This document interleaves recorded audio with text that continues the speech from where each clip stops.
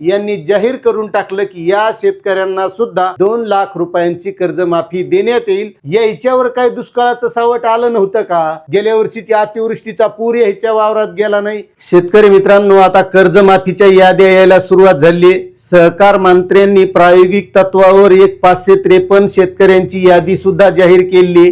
पण यामध्ये एक महत्त्वाचा प्रश्न असा आहे की ज्या शेतकऱ्यांनी नियमित कर्ज भरलं त्या शेतकऱ्यांना फक्त 50,000 रुपये प्रोत्साहनच देण्यात येणार आहे। मात्र या अगोदर या शेतकऱ्यांना सुद्धा काहीतरी वाढीव अनुदान द्यावं, 2 लाख रुपयापर्यंत द्यावं अशी सुद्धा मागणी करण्यात आली होती। मात्र ती मागणी आणखीही मंजूर झालेली नाही।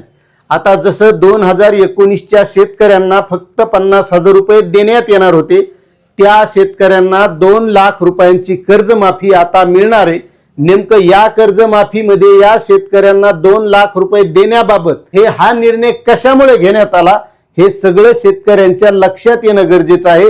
त्यावेळेस नियमित शेतकऱ्यांना सुद्धा वाढीव अनुदान मिळू शकतं।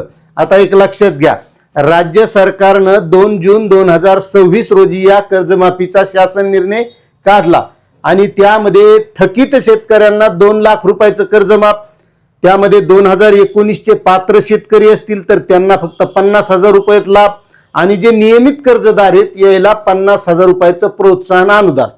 मात्र त्यानंतर रोहित पवारांनी पंढरपूर इथं आंदोलन केलं की सरसकट या सर्व शेतकऱ्यांना 2 लाख रुपयांची कर्जमाफी द्यावी। त्यानंतर शेतकरी संघटनेचे म्हणजे किसान सभेचे अजित नवले यांनी सुद्धा आंदोलन केले, मागणी केली। त्यानंतर रविकांत तुपकर यांनी बुलढाणा इथं आंदोलन केलं, त्यांनी पुन्हा एकदा मुंबईला केलं, त्याच्यानंतर रोहित पवारांनी पुन्हा एकदा संभाजीनगरला केलं आणि त्या मागणीला जोर आला आणि मग त्यामध्ये जो काही बदल झाला तो 2019च्या शेतकऱ्यांना 2 लाख रुपयाची कर्जमाफी त्या बदलामुळे मिळाली। आता यामध्ये कारण काय लावण्यात आले की 2019च्या नंतर सुद्धा शेतकऱ्यावर दुष्काळाचं सावट आलं, कधी कधी अतिवृष्टीचं सावट आलं आणि त्यामध्ये या शेतकऱ्यांचं नुकसान झालेलं आहे। त्या शेतकऱ्यांना सुद्धा 2 लाख रुपयाची कर्जमाफी द्यावी आणि शेवटी अधिवेशनामध्ये मुख्यमंत्री श्री देवेंद्र फडणवीस यांनी जाहीर करून टाकलं की या शेतकऱ्यांना सुद्धा 2 लाख रुपयांची कर्जमाफी देण्यात येईल आणि जे नियमित कर्जदार आहेत यांची जी काही 2026-27 चे पैसे भरण्याची अट होती ती अट सुद्धा या योजनेच्या माध्यमातून काढून टाकण्यात आली। आता महत्त्वाचा मुद्दा एक लक्षात घ्या, जसं 2019च्या शेतकऱ्यांना अतिवृष्टी असेल, दुष्काळ असेल, यामुळे उत्पन्नात घट आली म्हणून त्यांना 2 लाख रुपयाची कर्जमाफी देण्यात आली। मग जे नियमित कर्जदार शेतकरी आहेत याच्यावर काय दुष्काळाचं सावट आलं नव्हतं का? याच्यावर अतिवृष्टी झाली नव्हती का? काही नियमित भरतीत म्हणून याच्या वावरातले व्यवस्थितपणा राहिला होता, गेल्या वर्षीची अतिवृष्टीचा पूर याच्या वावरात गेला नाही, असं झालंय का? मात्र यामध्ये महत्त्वाचा पुन्हा एक मुद्दा असा आहे, ही जी काही आंदोलनं झाली तर यामध्ये 2019 मध्ये जे पात्र शेतकरी होते यांना सुद्धा 2 लाख रुपयाचा लाभ मिळावा या गोष्टीवर जास्त भर देण्यात आला होता। जे नियमित शेतकरी आहेत यांच्या फक्त वाढीव अनुदान द्यावं किंवा 2 लाख रुपये यांना सुद्धा द्यावे एवढीच मागणी करण्यात आली। मात्र या मागणीवर जास्त जोर धरण्यात आलेला नाही।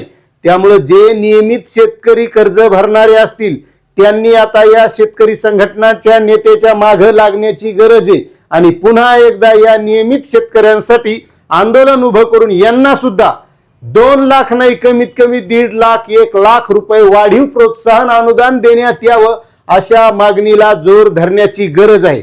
आणि तुम्हाला सगळ्यालाच माहिती हे राज्य सरकार असं सहजासहजी काही देत नाही, कारण आता हे कर्ज भरणारे शेतकरी आहेत, नियमित आहेत, यांना सुद्धा तसाच लाभ मिळणं गरजेचं आहे।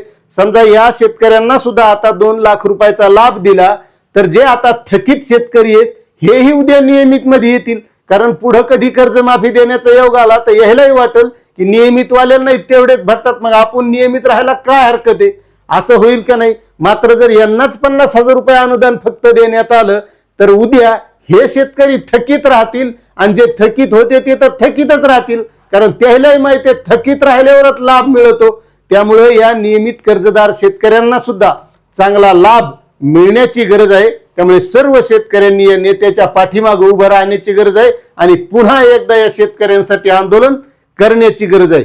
कारण सरकार हे आंदोलन केल्याशिवाय काहीच देत नाही. हा सगळा आतापर्यंतचा आलेला अनुभव आहे.